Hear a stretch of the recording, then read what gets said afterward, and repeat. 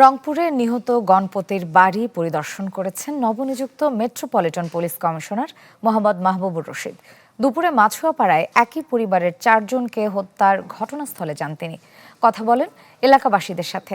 পরে তিনি জানান, তদন্তের সময় অনেক প্রশ্ন আসবে, সেই প্রশ্নের জবাব পেশাদারিত্বের সাথে খুঁজবে পুলিশ। বলেন, সঠিক সাক্ষ্য প্রমাণের ভিত্তিতে ন্যায় বিচার প্রতিষ্ঠা করা হবে। এ সময় তিনি আরও বলেন, আগামী 7 দিনের মধ্যে রংপুরে মাদক নির্মূলের দৃশ্যমান পরিবর্তন আনা হবে।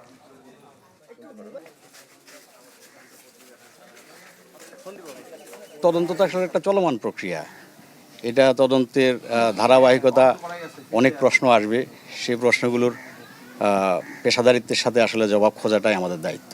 সাক্ষ্য প্রমাণ সংগ্রহ করে সেগুলার যথাযথ জবাব দিয়ে মামলাটাকে একটা সঠিক পর্যায়ে নিয়ে আদালতে চার্জশিট দাখিল করে যাতে একটা সুবিচার হয়, আমরা সেই চেষ্টাটাই করছি।